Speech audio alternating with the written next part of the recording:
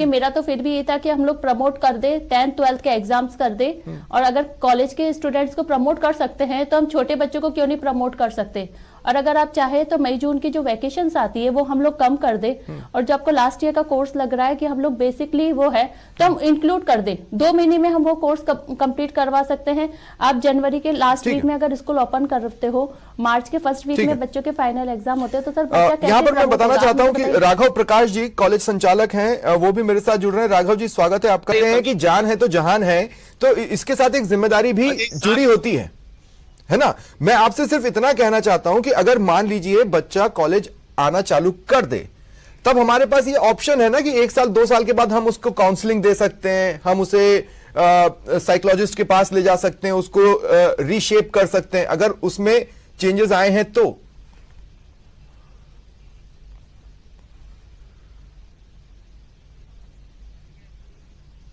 लगता है राघव जी तक मेरी आवाज नहीं जा रही है।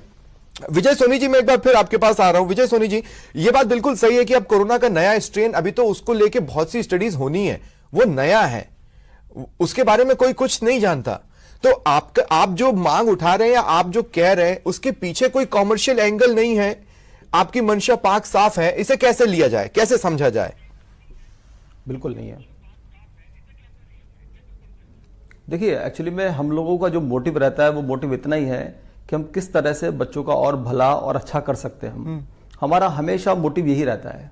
और इस वक्त के नो डाउट कि जो कोरोना काल चला था, इस दौरान बच्चों की स्टडीज के लिए ऑनलाइन स्टडीज बहुत बेहतर थी चाहिए, और बच्चों को साथ में लेकर चलते हुए आगे बढ़ना चाहिए अपने को।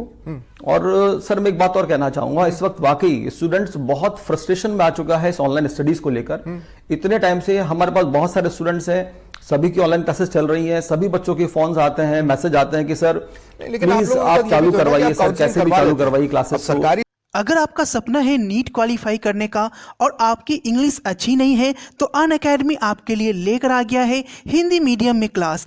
आप हिंदी मीडियम में क्लास कीजिए इंडिया के टॉप एजुकेटर से, और आप यहां से पढ़कर अपने सपने को पूरा कर सकते हैं। तो इसके लिए आपको अभिषेक ट्यूटोरियल कोड यूज करना है, जो आपके स्क्रीन पर दिख रहा है, लिंक डिस्क्रिप्शन में दिया गया है। तो आपको 10% का डिस्काउंट मिलेगा। यह मौका बार बार नहीं मिलता है, जल्दी से आज ही पेड डिस्क्रिप्शन ले लें। अब बात करते हैं, अगर आप यहाँ पे 7 डेज 7 यूनिक क्लासेज हो रही है, जो कि आपकी प्रतिदिन शाम के 6 बजे होती है, और ये 11 जनवरी से 17 जनवरी तक चलेगी अनमोल शर्मा जी के साथ। तो आज ही जुड़े, लिंक डिस्क्रिप्शन में दिया गया है, और रेफरल कोड है आपका अभिषेक ट्यूटोरियल। साथ ही साथ बात करें एक अनोखे बैच की, जो कि अनअकैडमी स्पार्क है, और ये नीट 2022 एस्पायरेंट्स के लिए है। तो आज ही जुड़े, शाम के 6 बजे ये क्लास होगी 13 जनवरी को, और ये बिल्कुल फ्री है। तो फ्री जुड़ने के लिए आपको लिंक डिस्क्रिप्शन में दिया गया है, और कोड आपके अभिषेक ट्यूटोरियल आपको डालना है, और इस तरीके से आप ज्वाइन कर सकते हैं तीनों कोर्स। यहाँ पे हिंदी मीडियम वाले आराम ज्वाइन करेंगे, और यहाँ पे 7 डेज 7 यूनिक, और उसके बाद बात करें स्पार्क की। तो जल्दी से जुड़ें, लेट्स क्रैक इट। अगर आप इस कोर्स को बाई करना चाहते हैं तो आज ही अनअकैडमी लर्नर ऐप इंस्टॉल करें, और प्रोमो कोड में अभिषेक ट्यूटोरियल, जो कि आपके चैनल का नेम है, वो डालें, और 10% का डिस्काउंट जल्दी से पाएं। कैसे भी चालू करवाई क्लासेस। सरकारी स्कूल के बच्चों की काउंसलिंग हो पाएगी, इस बात पे मुझे बहुत ज्यादा डाउट है। और शायद लक्ष्मी जी भी मेरी बात से सहमत होंगी। बच्चों में चेंजेस आए हैं, लक्ष्मी जी, आए हैं, मेंटली भी आए हैं, और उनके स्वभाव में भी आए हैं। लेकिन हर कोई काउंसलिंग करवा ले जाए, ये तो नहीं हो सकता, ये तो सुनिश्चित नहीं किया जा सकता। सर पॉसिबिलिटीज नहीं है, बिल्कुल भी पॉसिबल नहीं है ये चीज तो। बिल्कुल। सत्यपाल जी, आप अपनी मांग के साथ इस एंगल को भी देख रहे हैं कि जो मानसिक चेंजेस आए हैं वो भी एक चैलेंज होगा? वो बहुत बड़ा चैलेंज होगा। उसके असर जो हैं आपको अगले 2-3 वर्षों में नजर आएंगे। हाँ? बच्चा एक दिन जब स्कूल नहीं आता है संडे को, तो जब वो मंडे को आता है तो वो छोटा बच्चा रोने लग जाता है। तो ऐसा नहीं है 9 महीने 10 महीने मैंने अभी 1-2 दिन पहले ये ब्रेकिंग पढ़ी, सरकार कम से कम पोस्ट कोविड स्टेट के लिए सोच रही है।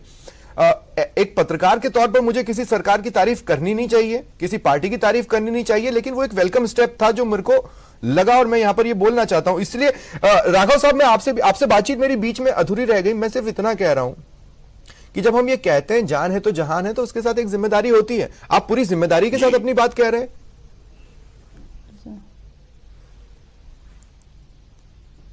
पूरी जिम्मेदारी के साथ इसलिए ये बात कह रहा हूं, सोसाइटी में कोई भी जो फंक्शन है वो एक लर्निंग का पॉइंट होता है। कोरोना के साथ इंस्टीट्यूशंस कैसे जिए, बच्चा कैसे जिए, अभिभावक कैसे जिए, ये लर्निंग हमको देनी चाहिए थी और वो हमने नहीं दी। हमको थोड़े थोड़े बच्चों के साथ एक दिन आप सप्ताह में 3 दिन बुलाइए और उन बच्चों को गाइड कीजिए। ये एक चीज हो सकती है। आरसी साहब, उसको होमवर्क दीजिए। देखिए आरसी साहब, लास्ट में मैं आपसे बोलना चाहता हूं कि देखिए जब इस बार 15 जनवरी तक का निर्णय है, तो क्या सरकार दूसरे पॉइंट ऑफ व्यू भी सोच रही है? और दूसरी बात यह भी कि हाँ, पोस्ट कोविड स्टेट वो हर बच्चे को अवेलेबल हो पाए काउंसलिंग के तौर पर, ये आप कैसे देखोगे, कैसे सुनिश्चित करोगे जब भी स्कूल खोलो? भी हो जाता है, लेकिन मैं कह रहा हूँ कि आपकी जो आवाज है इस राजस्थान की सरहद पे जा रही है। सबकी अपनी अपनी बातें आई जरूर हैं और कभी कभी ऐसी हेल्दी डिबेट भी बहुत अच्छी लगती है। बहुत बहुत शुक्रिया आप सभी का मेरे साथ जुड़ने के लिए।